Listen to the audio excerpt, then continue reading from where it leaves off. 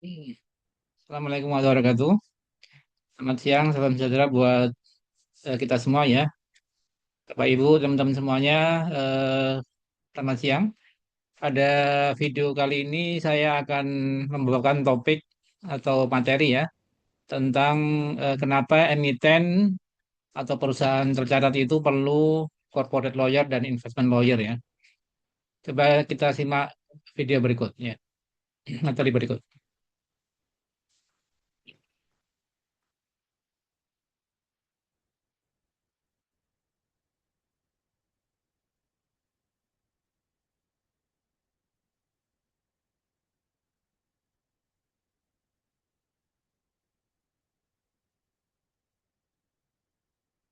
Ya, jadi kita bahas materi mengenai why every public company atau emiten itu membutuhkan capital market and investment lawyer.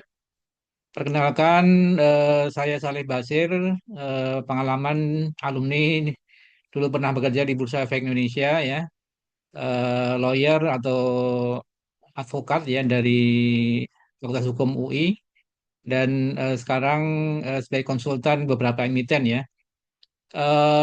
Kebetulan saya menuliskan pengalaman saya ya, yaitu selama di pasar modal ya di Bursa Efek, eh, yaitu buku tentang aksi korporasi ya Bapak Ibu. Jadi kebetulan ini apa ada bukunya ya. Saya sudah menuliskan bukunya dan diterbitkan oleh Salimba 4 ya edisi kedua.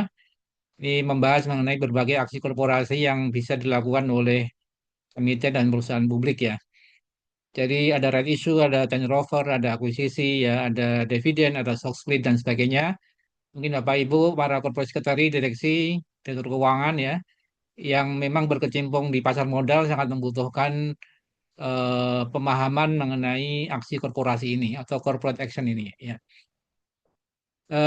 Jadi saya akan membahas di channel ini ya berbagai aspek terkait dengan pasar modal, corporate action ya sesuai dengan bidang keahlian saya. Nanti Bapak Ibu bisa mengikuti terus channel ini dan barangkali kalau ada pertanyaan ya bisa coba kita diskusikan untuk memberikan solusi yang terbaik buat Bapak Ibu semuanya ya. Ya, kita mulai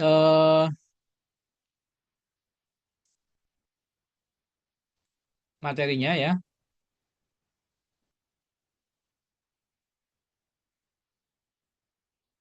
Why every public company needs a capital market and investment lawyer ya. Jadi kebetulan tadi sudah perkenalan sedikit mengenai saya, pengalaman di pasar modal, dulu di Bursa Efek, masih namanya Bursa Efek Jakarta ya waktu itu.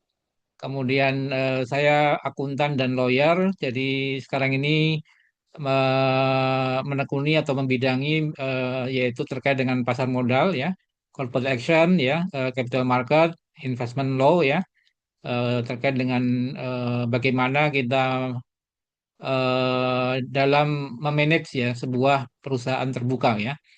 Corporate finance ya, kebetulan saya akuntan juga, jadi accounting and financial reporting, memahami juga laporan keuangan emiten ya. Kebetulan saya juga menjabat beberapa komite audit di perusahaan publik ya, dan perpajakan serta corporate governance ya. Jadi membantu dewan komisaris ya, komite audit. Ya. Kebetulan sebelumnya saya pengalaman sebagai anggota Dewan Pengurus Ikatan Komite Audit Indonesia ya, selama mungkin kurang lebih 3 periode ya. Ya, baik. Ya, itu apa itu capital market investment lawyer? Jadi Bapak Ibu, teman-teman semuanya, seorang capital market dan investment lawyer itu membantu perusahaan dalam ini khususnya emiten ya dan perusahaan publik ini.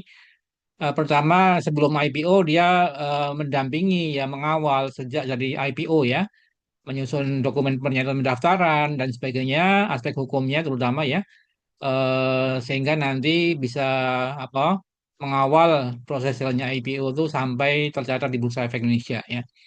Tapi apakah berhenti di situ? Tidak, Bapak Ibu ya, teman-teman semuanya.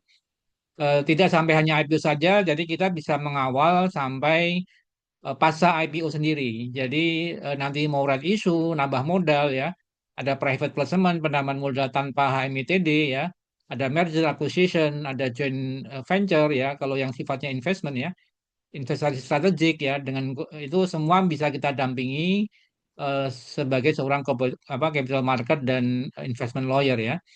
Jadi bagaimana katakanlah deal-deal dengan investasi di partner strategik ya, bagaimana menyusun dokumen hukumnya secara baik ya, governance ya, aman, legal dan sebagainya, sehingga ini membutuhkan seorang corporate dan investment lawyer gitu ya.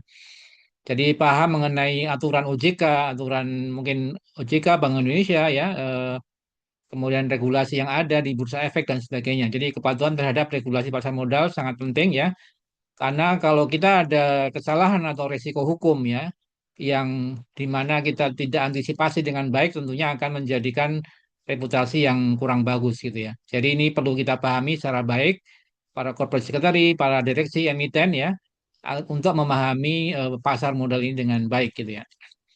Nah, mengapa posisi ini penting ya? Jadi setiap keputusan bisnis memiliki konsekuensi hukum ya Bapak Ibu ya. Ada tentunya kita sudah harus manajemen risiko hukum terutama gitu ya. Jadi kalau kita salah atau mengalami satu tindakan yang tidak sesuai dengan hukum, tentunya ada sanksi, ya, ada gugatan di pengadilan, ya, ada kerugian keuangan, ya kan, tertundanya aksi korporasi, ya, mungkin harga sahamnya jatuh dan sebagainya digugat pilot. Nah, ini kan menimbulkan resiko dampak yang cukup material, Bapak Ibu ya. Jadi dalam hal ini kita harus benar-benar memperhatikan aspek hukum ini dengan baik, ya. Jangan sampai ya kasus-kasus pasar modal yang banyak terjadi di Indonesia ya terkait dengan hukum ini yang menjadikan kolaps ya, mengakibatkan delisting ya, mengakibatkan bangkrut ya. Ini melingkupi mengenai perusahaan Bapak Ibu. Tentunya kita tidak kita harapkan ya. Sehingga dengan demikian ini sangat penting karena merupakan ya sendi ya yang baik supaya nanti jangan sampai perusahaan kita tidak berkelanjutan ya, mengalami gagal dan sebagainya. Itu yang perlu kita antisipasi dengan baik ya.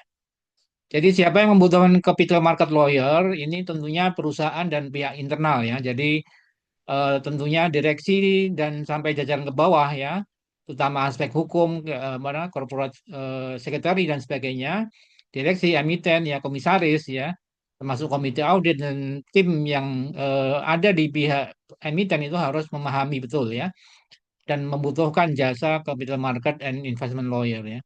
Kemudian pihak eksternal dan investor ya. Ada partner kita, ada private equity, ada venture capital ya, ada family office dan sebagainya yang sangat berkaitan dengan pasar modal ini juga membutuhkan seorang capital market dan investment lawyer gitu ya. Jadi siklus tadi saya sampaikan selama apa emiten tadi sebut pra IPO sampai IPO-nya sendiri sampai pasca IPO itu tentunya membutuhkan jasa capital market and investment lawyer ini ya. Jadi sebelum IPO ada legal due diligence, ada restructuring ya. Kita harus rombak dulu restructuring perusahaan ya, penyusunan dokumen hukum dan sebagainya. Jadi ini yang perlu kita antisipasi dengan baik. Kemudian saat IPO pendampingan transaksi ya harus meyakinkan bahwa semua dokumen-dokumen disusun dengan legal dan proper gitu ya. Ada penjamin emisi, ada notaris, ada KAP ya, akuntan, audit dan sebagainya, ada penilai independen. Ini semua dibutuhkan jasa lawyer untuk membuat kontrak-kontrak yang aman ya dan legal sesuai dengan aturan yang ada gitu ya. Dan koordinasi dengan OJK, dengan Bursa Efek ya, kepatuhan terhadap regulasi ini kan penting sekali ya. Nah, setelah IPO juga nanti pas IPO kan masih membutuhkan berbagai aksi korporasi, corporate action ya, keterbukaan informasi. Kalau ada katakanlah disanksi oleh OJK seperti apa, ya, RUPS ya dan sebagainya itu semua membutuhkan jasa daripada capital market dan investment lawyer ini. Jadi itu pentingnya kita memahami aspek hukum ini. Nilai tambah bagi apa namanya emiten atau perusahaan publik ya yang menggunakan apa, jasa ini adalah regulatory compliant ya artinya kita harus patuh kepada regulator OJK ya BI dan seterusnya ya PPATK dan sebagainya yang memang concern terhadap industri keuangan di Indonesia gitu ya.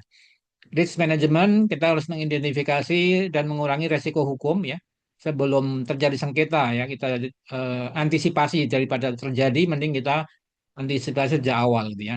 Strategic corporate action gitu ya. Kemudian investor confident ya. Jadi kita harus bisa meningkatkan kepercayaan investor, trust kepada kita gitu ya. ada tata kelolanya, kepatuhan, regulasi ya. Tentunya itu perlu dituangkan dalam sebuah kontrak-kontrak yang secara hukum aman dan kuat ya. Jadi meminimasi resiko-resiko hukum itu ya. Yang long term business growth ya, artinya itu semua akan menjaga keberlanjutan perusahaan dalam jangka panjang ya. Kita tidak ingin hanya 1 2 tahun, 3 tahun sudah di listing atau sudah bangkrut gitu ya. Ya kita harapan kita semua emiten di Indonesia bisa tumbuh berkembang dengan baik dalam jangka panjang ya, sampai 50 tahun sampai ya istilahnya long term jangka panjang gitu ya. Corporate action yang membutuhkan pendampingan hukum ya. Jadi ada IPO tadi, ada red issue, ada private placement ya, buyback saham, pembelian kembali saham, stock split ya, reverse stock ya, ada merger, akuisisi, tender offer ya. Jadi semua itu dibutuhkan ya. Jadi kebetulan saya sudah menuliskan sebuah buku Aksi Korporasi ini, edisi kedua diterbitkan oleh Salemba 4 ya. Jadi Bapak Ibu yang ingin berdiskusi mengenai aksi korporasi, saya dengan senang hati akan membantu Bapak Ibu yang membutuhkan jasa investment and corporate lawyer ini gitu ya. Jadi juga pendampingan di dalam investment transaction gitu ya. Tentunya dalam negosiasi dengan partner ya, dengan buyer atau dengan seller misalnya ya, dengan berbagai pihak eksternal kita juga perlu mengamankan ya kontrak-kontrak ini gitu ya. Nah, kemudian ada terkait dengan investment, ada joint venture, ada private placement, ya ada venture capital. Ini semua juga membutuhkan jasa-jasa lawyer di bidang investment ini. Jadi Bapak Ibu perlu dibutuhkan ya legal advisor sejak awal ya. Jangan sampai sudah di tengah transaksi baru ya. Artinya kita harus menyiapkan sejak awal ya, mencegah sengketa, mengurangi resiko tadi, mempercepat transaksi ya, deal-deal proyek ya, meningkatkan kepercayaan investor dan melindungi nilai perusahaan. Ini sehingga dibutuhkan sejak awal ya, advisory di bidang hukum ini ya. Jadi melalui channel ini saya ingin terus berbagi ya, sharing ya pengalaman juga, nanti kita bahas berbagai topik-topik terkait dengan aksi korporasi ya, terkait capital market law ya, hukum dari pasar modal, OJK, bursa efek dan seterusnya ya.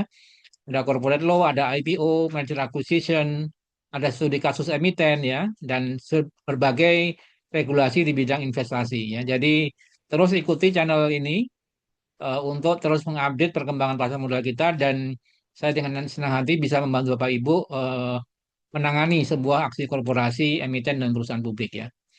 Demikian Bapak Ibu, terima kasih sudah melihat video ini. Law is not only about solving problem ya. Jadi tidak sekedar menyelesaikan masalah ya. It's about creating certainty ya. Jadi ada kepastian hukum ya. Protecting value, ada apa namanya, melindungi ya nilai perusahaan tadi, and enabling sustainable business growth. Artinya tetap mendorong apa namanya, sustainable ya, artinya keberlanjutan ya, dan pertumbuhan daripada bisnis Bapak Ibu semua. Terima kasih telah menyaksikan video ini.